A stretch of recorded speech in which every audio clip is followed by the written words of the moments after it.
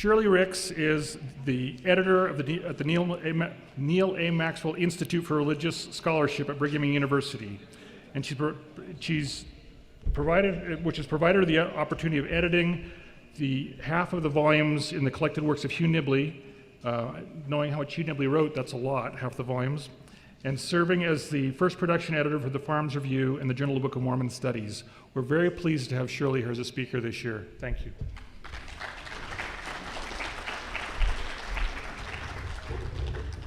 I am pleased to be here, I guess. Last year, at the conclusion of the conference, my husband Stephen went up to Scott and said, "My wife would be glad to give a presentation next year." So here I am. Thanks to Stephen and Scott. With the completion of the collected works of Hugh Nibley, 19 volumes in all, and the celebration of the 100th anniversary of Nibley's birth this year, I felt it would be a good time for me to share some of the experiences I had while editing Nibley's books. My personal experience of working with his books and manuscripts began in the late 1980s, when there was a big push to get several books out in time for the Gospel Doctrine Book of Mormon classes. And the focus at this time was on source checking the multitudinous notes for these early volumes.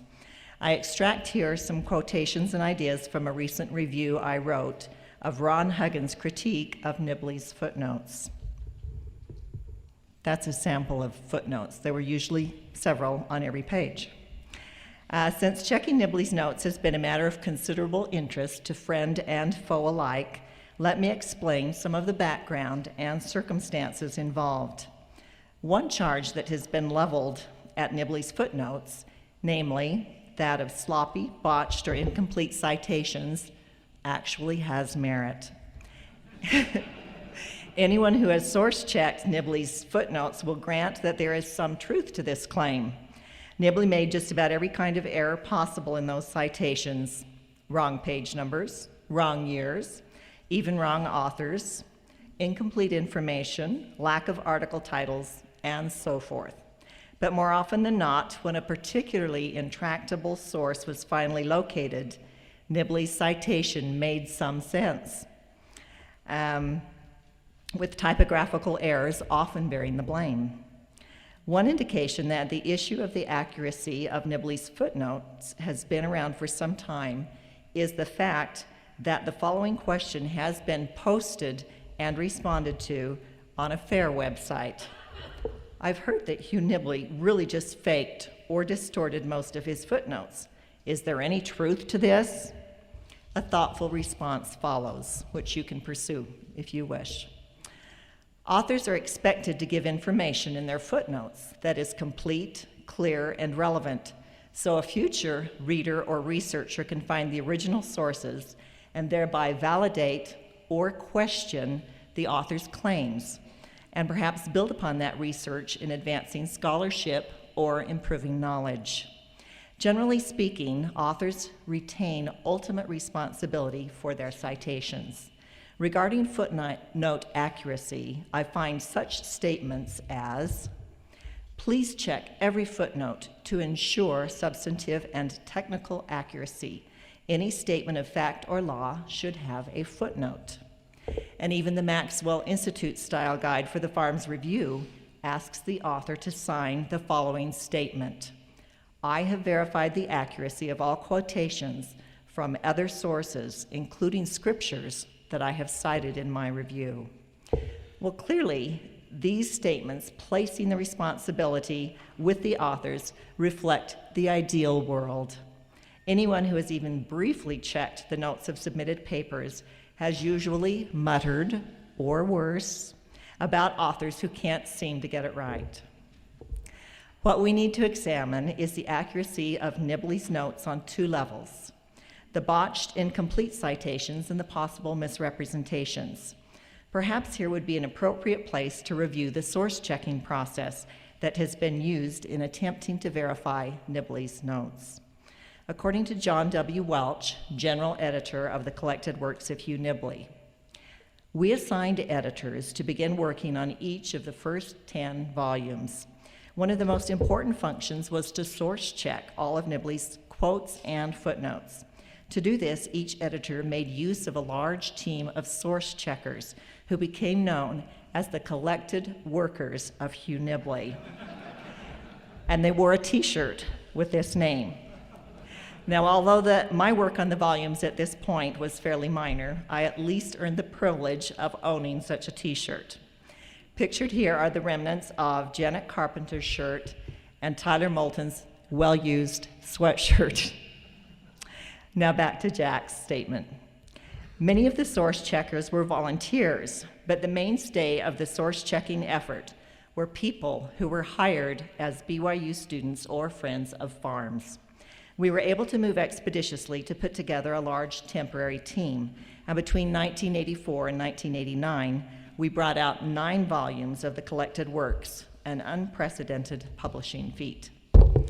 In 1988, Fran Clark joined the project to assist in transcribing, organizing, and managing the electronic versions of the materials, a massive task.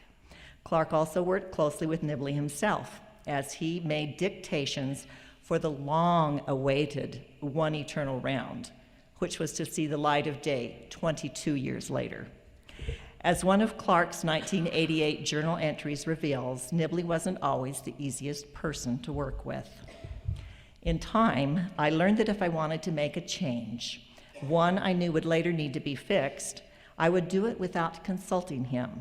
If it were one he needed to correct, like sentence form or a necessary footnote, I'd say, I think we need a reference here, or I think I've made a mistake. That way, he was still in charge, which he had to make clear to me from day one. After that was settled, he relaxed, and we worked well together. About this time, Jim Treadway was asked to track the progress of each volume and keep the project moving along. He relates in remarkable detail some of his experiences in source-checking Nibley materials, which recollections also reveal interesting insights into Nibley, the man.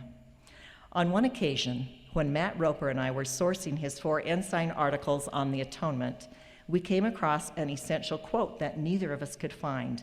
So with some fear and trepidation, we proceeded to Nibley's little greenhouse.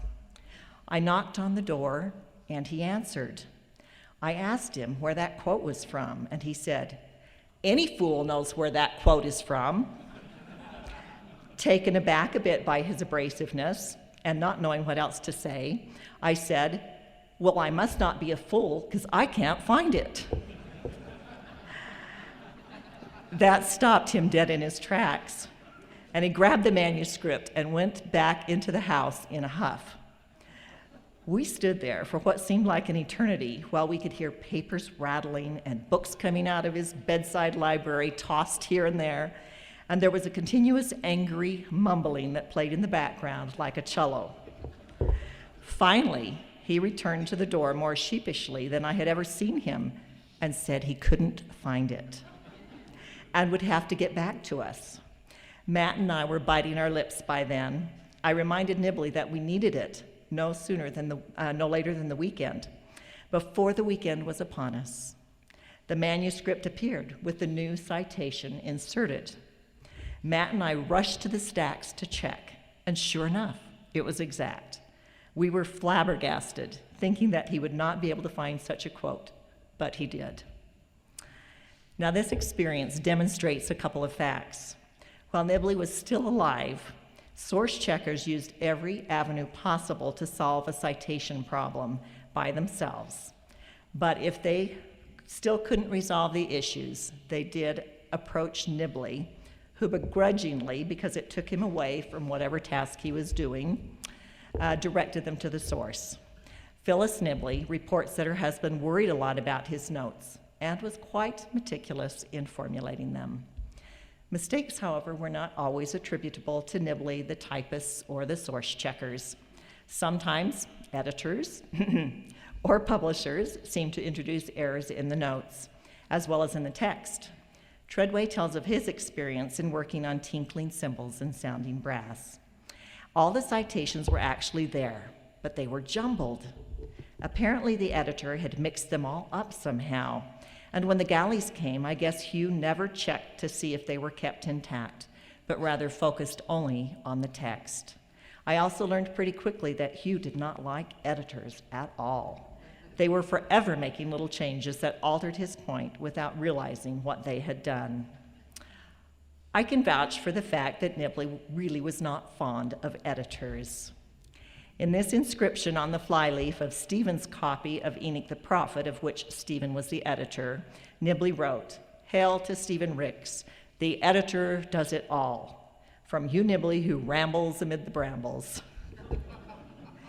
Stephen reports that Nibley was fussing about some of the minor editorial changes that had been made while preparing the book for publication. Source checkers were always delighted to find the infamous Nibley pencil marks in books. Now, that meant they had found the very book Nibley had used, which made it easier to locate and verify the quotations. Nibley often penciled little notations in the margins to emphasize a point. His notes could be pictures, shorthand symbols, or words and phrases in any number of languages. Library patrons would be in big trouble today if they indulged in this habit. Treadway relates that Nibley tracts were found in the books in the Harold B. Lee Library and in books that came out the Berkeley Library and in books that came in on loan from Harvard, Princeton, and Stanford.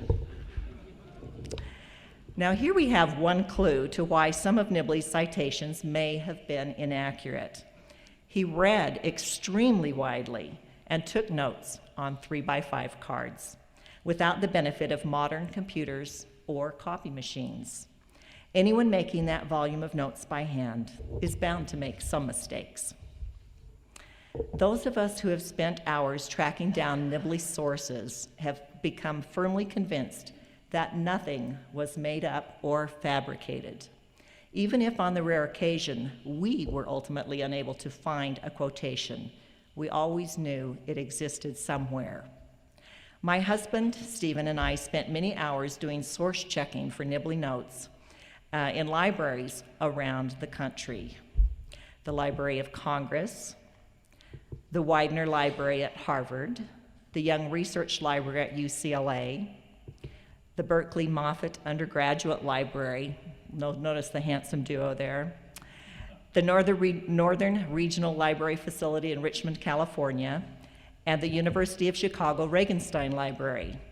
In Chicago, I took pictures with my camera of some pages that were too large to photocopy. The grievance that Nibley misrepresented his sources or took things out of context must be examined. Because of Nibley's wide background reading, I believe that he grasped the big picture and could interpret things in ways that unsettled some of his readers who may have been unaware of the context in which he wrote. The issue of whether Nibley manipulated translations to his own needs finds sympathetic company from Martin Luther, who defended himself and his translation of the Bible. This is from Martin Luther. "Yet why should I be concerned with their ranting and raving? I will not stop them from translating as they want, but I too shall translate, not as they please, but as I please. And whoever does not like it can just ignore it and keep his criticism to himself, for I will neither look at nor listen to it. They do not have to answer for my translation or bear any responsibility for it." Obviously, Nibley's style of translation is not necessarily literal. Here is his own description of the process of translation. "You translate with the book closed. You decide exactly what the original writer had in mind.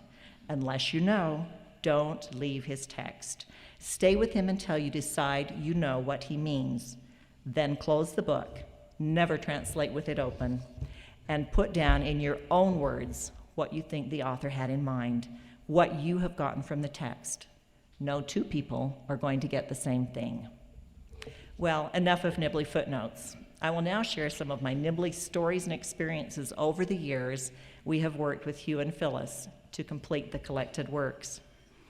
It was in November of 1988 that Stephen and I had the opportunity to take Phyllis and Hugh Nibley to Salt Lake City for one of a series of lectures he was giving there. When Stephen talked with Phyllis to arrange a time to leave Provo, she sounded a little uncertain when he suggested a good early time to leave. Later, Hugh called and talked to me and said that the last thing he wanted was to be there early. Stephen and I had to chuckle and decided to leave at a later time. Hugh spoke for about 1.5 hours on the atonement, something he had been preparing for the last month. It was a marvelous compilation of thoughts and insights.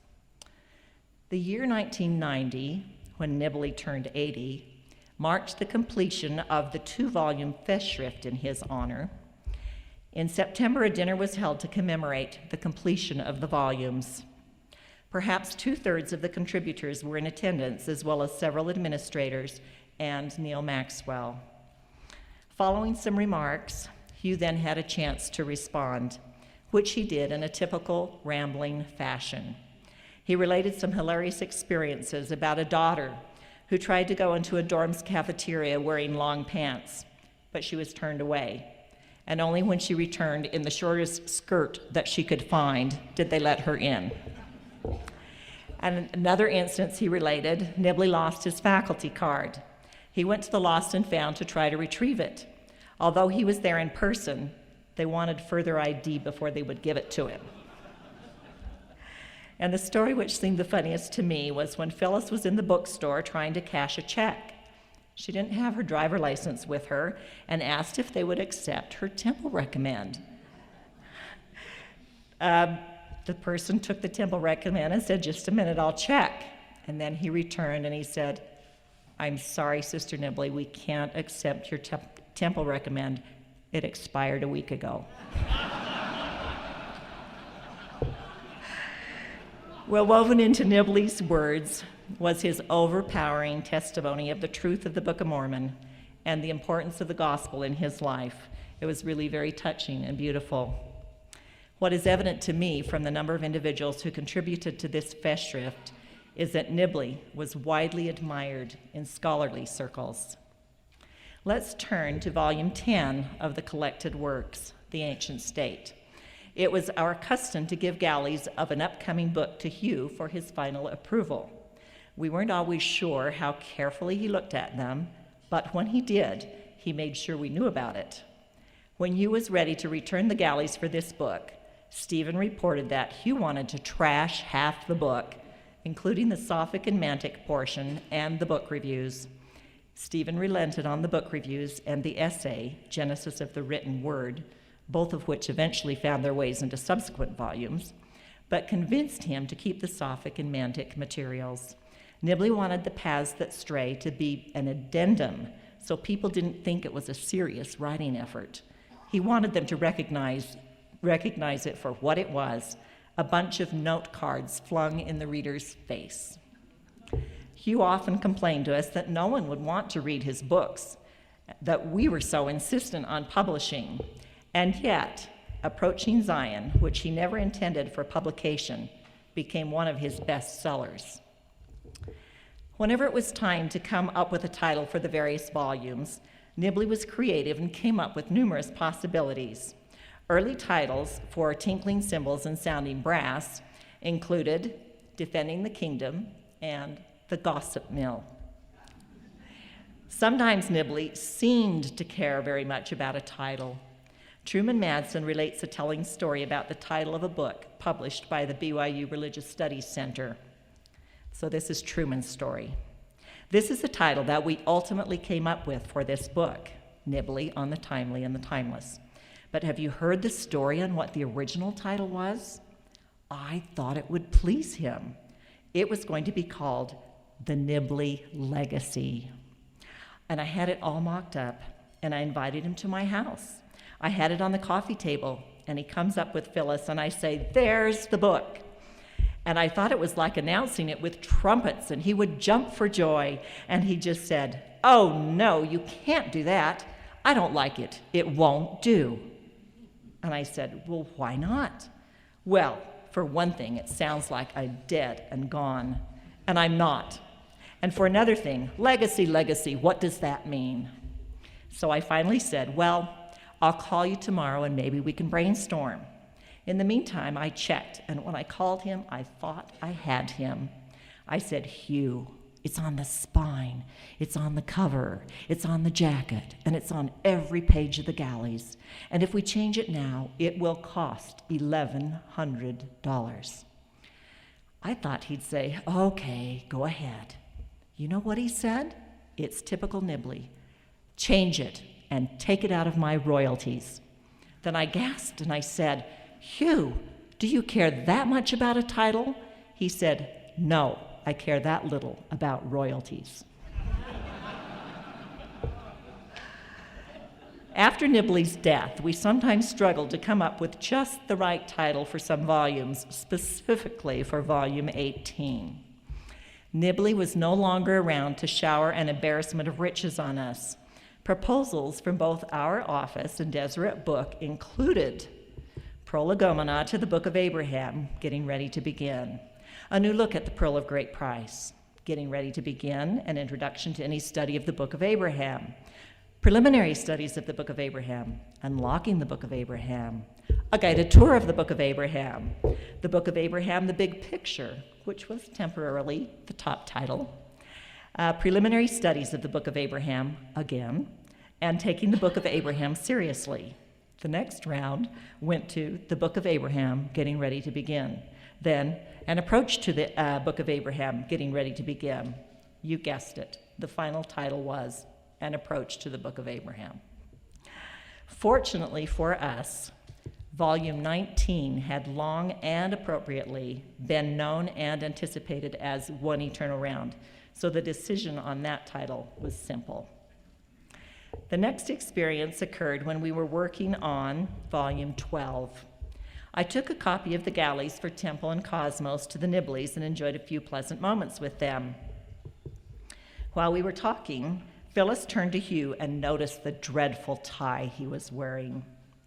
It was narrow and chewed up at the end, and she said, "Why are you wearing that tie? I thought I threw it out long ago." I found it this morning in the DI's bag, and I knew no one was going to see me, so I thought I'd just get some more wear out of it. We had a good chuckle about that.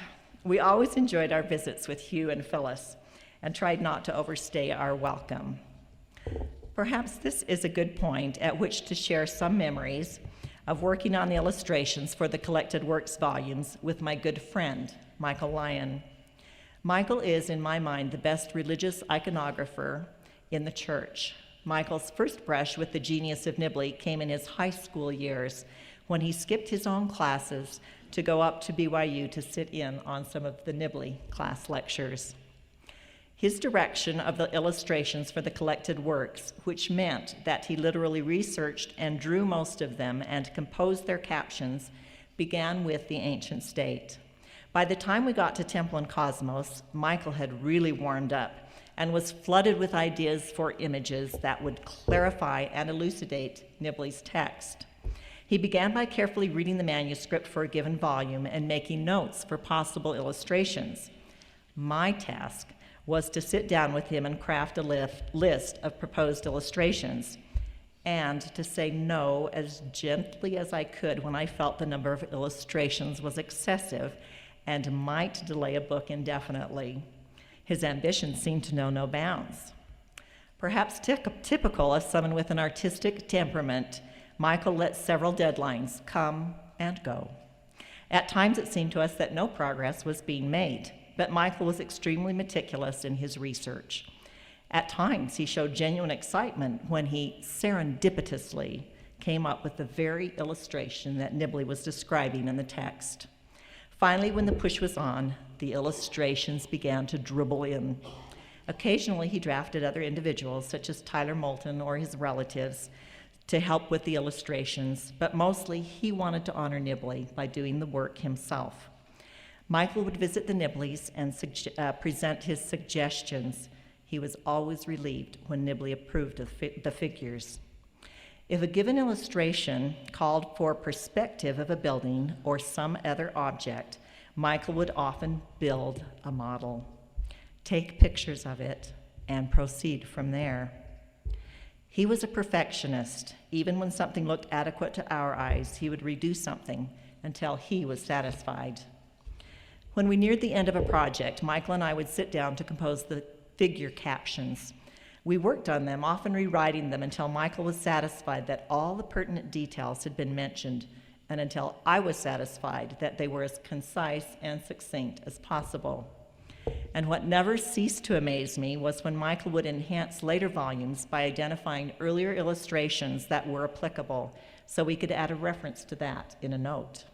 I hope you join with me in extending my thanks to Michael Lyon for greatly improving the value of the collected works through his illustrations and insights. It took a bit of convincing for Nibley to give us permission to republish some of his early Egyptian books. We felt that by preparing newer, better editions of Abraham in Egypt and Message of the Joseph Smith Papyri, they would lead into his ultimate Egyptological work, One Eternal Round. In 1993, we did finally receive his approval to republish Abraham in Egypt, which was an exciting step forward. By the time we finished, however, he had added quite a bit of new material from his New Look at the Pearl of Great Price Improvement Era series, and it really was a new second edition. As I worked on various volumes in the collected works, it was not unusual for me, often with Stephen, to visit the Nibleys every month or so, to ask him to give a lecture or write a paper, to pass on galleys or contracts, to pick up proofs, etc. At one point, I called the Nibleys to see if I could visit them to talk about the new mini-series we were planning to do. Phyllis must not have been home because Brother Nibley answered the telephone. I said, "This is Shirley Ricks, and I would like to know if Stephen and I could visit with you and Phyllis." He replied, "No, I'm busy. I don't have time." I said, "Oh, are you working against a deadline?" "Yes." "And what are you working on?" "Oh, the Abraham book." "Oh, yes, Brother Nibley. I've heard of that. We're looking forward to getting that from you." "Well, if today won't work, will tomorrow be a possibility?" "No. Every day is worse than the last. Just talk to Phyllis. You can visit with Phyllis. I'm late. I've got to get to the office." Well, I could tell a brush off when I got one. However, about an hour later, Pat Ward from the Ancient Studies office called and said Brother Nibley would like to talk with me. He basically apologized and said he thought I was Judy Ricks or someone else. Because he gets so many calls from people wanting to speak with him, 5 or 6 a day, he just has to shut them off. At some point after our earlier conversation, he must have realized it was I who had called. So he sheepishly said, "Of course you can come visit with me and Phyllis. What time would you like to come?" I was very amused and laughed after I hung up the phone. In the spring of 2000, Jerry Bradford, Jack Welch, Stephen, and I met to move forward on the remaining collected works. We needed to determine what was not yet published that should be, and how the material should be organized into volumes. This was the beginning of the last big push to get the series completed. Around this time, we also worked on creating a mini-series with Nibley favorites. The only volume that actually came out in this series was When the Lights Went Out, 3 Studies on the Ancient Apostasy. Again in 2006, we met to reevaluate the remaining materials. Our goal became the completion of the collected works of Hugh Nibley by the 100th anniversary of his birth on the 27th of March, 2010. As early as October 1991, Nibley gave us some materials from his forthcoming book, One Eternal Round. We just filed them as we figured he was still working on them. Again in 1999, he said that he wanted to put his book out piecemeal as separate papers. Our fear, of course, was that he wouldn't be able to give up chapters and really be through with them. In 2001, in the spring, Brother Nibley came to visit me in my office and indicated that this book was in 3 parts: historical and literary, geometrical, and the world of Abraham. Again, he assured me that he would like us to start working on the geometry materials to get that ready to publish. The problem was that his ideas hadn't yet been fully committed to paper. He had tinkered with numerous geometric analyses of facsimile 2, but he hadn't yet written a lot of text to support it. I also had a chat with Pat Ward, the secretary in the Ancient Studies office, and we tried to concoct a plan to get his book away from him in a piecemeal fashion. We were rather reluctant to insist that he turn over the entire manuscript because we were convinced that work on this volume was keeping him alive. Pat, who was calm and peaceful and took Nibley's eccentricities in stride, prepared computer files from Nibley's dictation. She faithfully made every change Nibley requested and saved backups of all the old files. In an attempt to get him to commit to one version, she would gently suggest that she would print all the current files out on green paper, or blue, yellow, pink, or orange. The idea was for him to ignore every other scrap of paper. However, Nibley couldn't bring himself to do that, and would often come in with a different color of paper and tell her this part simply must be reinstated or deleted or changed. Pat's patience with Nibley deserves a medal. It was during this period that serious work on a new edition of Message of the Joseph Smith Papyri was going on. Without a doubt, this was the most challenging volume I have ever edited in terms of scope, content, format, and number of notes, 4,000 plus. John Gee's source-checking experience on earlier collected works volumes was invaluable. He knew the sources inside and out and had many of them in his office. In 2002, Nibley instituted visits in his home from some of us to work on One Eternal Round. Occasionally, he wanted us to record what he said, or he just talked. He was becoming pretty rambling by then. On one of my visits to the Nibley home, Hugh turned over some folders to me, and then for some reason, he decided it was time to give me a tour of the inner sanctum, the 4 upstairs bedrooms. We passed through the kitchen, through a storage room, and up the back stairs to the bedrooms. He had piles of papers in every conceivable location, on the beds, the tables, the floors, etc. This was going to be some task to try to get them put into a book. I gently asked him if it would be helpful if we sent someone to help file his papers. He quickly shook his head and declined, saying, "No, I don't think so." I took that to mean that he didn't want anyone meddling with his filing system, whatever that may be. About 3 months later, Brent Hall, John Gee, Michael Rhodes, Pat Ward, Vanessa Hansen, and I were in the Nibley home by invitation. He started rattling off ideas again about the geometry of facsimile 2 and explained how various shapes can be superimposed on the hypocephalus. I asked him if he had written down this information, and he replied, "Not all of it, that's why you are here." I'm not sure how it came about, but somehow we were headed upstairs to take material from his 4 upstairs bedrooms. Sometime during our conversation, Brother Nibley said that he didn't sleep a wink last night and that he knew where he was going and what the purpose of everything was. Brent ventured to ask, "So, Brother Nibley, can you share with us what that purpose is?"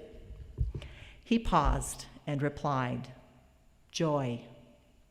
He then went on to explain the glory of God is intelligence, that we have great intelligence when we pass on, that intelligence allows us to solve problems, which in turn brings joy. He told us not to worry a minute about what was going to happen after this life. He was actually looking forward to it. He said at one point, "I could go this evening, or even tomorrow."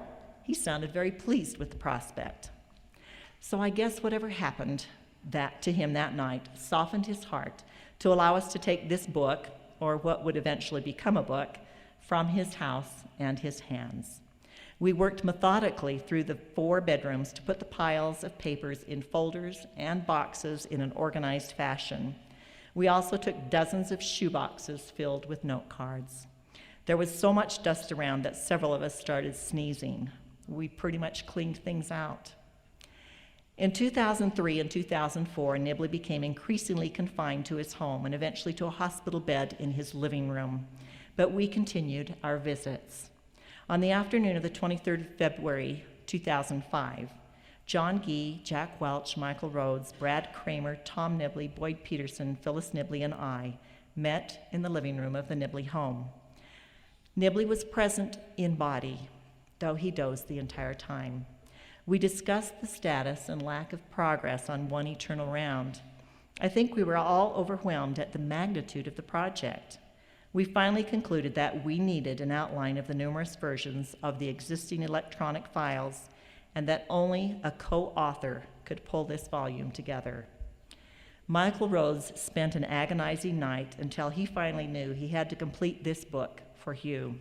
He called me the next morning to let me know of his decision. Shortly thereafter, we learned that Hugh had passed away that morning. Perhaps he knew he could relax and let go of the book, and that it would see the light of day. From that time, Mike took charge of the numerous electronic files and spent months and years to distill the approximately 1,600 pages down to a manageable 600. It fell to Mike to reduce duplicate material and select the best versions. He organized and ordered the chapters and prepared a table of contents. In early 2009, Mike turned over his files for One Eternal Round to me. The biggest treat for me as an editor was that most of the source checking had been done by Mike and a team of source checkers. In comparison to early source checking efforts, the availability of electronic sources greatly simplified the process. I then went over the manuscripts to format them and create a uniform style throughout. I still found some duplication that needed to be weeded out, and Michael Lyon and I worked and reworked a list of illustrations to enhance the book. Often when I would regretfully tell him that we couldn't use one more picture, Michael would reply, "Well, it will be in my copy." So if you are interested in the fully illustrated editions of the collected works of Hugh Nibley, you'll have to speak with Michael. Nearing the end, Mike, and I met together to consult on that elusive geometry chapter. We finally had to delete some sentences that weren't clear or illustrative of a point Nibley was trying to make. When the chapters were fully edited and proofread, I passed them on for typesetting, which was capably handled by Jacob Rollins and Allison Coots. Usually at this stage, we would pass on a copy of the manuscript for Phyllis for her to read through, for she always found little things that would improve the book. She enjoyed performing that task. However, for this volume, she was recovering from surgery and couldn't concentrate much on the text. We were sorry not to fully involve her on Hugh's magnum opus. After the typeset text was proofed and cleaned up, the next step was to insert the illustrations and captions, assuming Michael and I had finished writing them, to get a final pagination, and then the indexing process began in earnest. After spending several long days, Allison and I had marked the indexing terms, run the indexes, cleaned them up, and passed the electronic files of the volume to Deseret Book by early November 2009. However, the process stalled for a while in Salt Lake, and the book wasn't ready to be sent off for printing until the 21st of January of this year. Just the day before that deadline, I experienced a tender mercy. I had asked an intern to work over the Nibley bibliography, especially adding the recent books in the collected works that had not yet been included. She returned the file with the additions, and I thought I would just take a quick glance. As I did, I noticed that she had put John Gee's name as the editor of One Eternal Round. I thought that was a bit strange and sent back an email message to her to tell her that he was not the editor and that Michael Rhodes was a co-author. She eventually wrote back to let me know that John Gee's name was on the title page. I sat bolt upright in my office chair, went over to the final proofs, and checked the title page. Sure enough, his name was listed. I headed immediately to Allison's office, and we knew we had to get to Deseret Book right away. I checked the file I had sent up for the front matter, and my file was correct. So I surmised that the typesetter for the front matter had just used the title page from the previous book and made a couple of changes without paying attention to my text. Talk about getting in under the wire. In the last few weeks, we also had to finalize the cover design and text. Of course, you know the striped design itself was determined by precedence, with the exception of Message of the Joseph Smith Papyri. We were all grateful that One Eternal Round, Volume 19 of the collected works of Hugh Nibley, was out in time for his birthday anniversary on the 27th of March, 2010. For several of the earlier volumes, we had gathered for a celebratory party when a book came off the press. Those who had worked on the book would have pizza and root beer, ask Hugh to autograph their copies of the book, and otherwise enjoy an evening together. In honor of this last book in the series coming out, several of us gathered at our home to celebrate. My close work in preparing volumes 9 through 19 in the collected works of Hugh Nibley for publication has allowed me to associate with this brilliant but humble man. I was constantly amazed at his insights and his ability to glean the big picture from thousands of sources he read and remembered. I was particularly attracted to Nibley's writings in Approaching Zion, his articles on the temple, and little gems that seemed to resonate with my soul in Message of the Joseph Smith Papyri. It was such a pleasure to interact with someone whose own enthusiasm for the gospel was only bolstered by what he found in his research and studies. To him, his discoveries meant that a divine hand was directing the happenings in the universe. He and the Lord had a quiet understanding about where he could best serve, and he never sought for positions of power or influence. In fact, he was often astonished at the effect some of his writings had on others. Brother Nibley was sometimes asked how we could live the law of consecration in these days, and his reply was, "That's between you and the Lord." Along with Brother Nibley, who entered mortality just over 100 years ago, I trust that we will use the gifts that we have been given to solve the problems that we face and thereby experience joy. Thank you.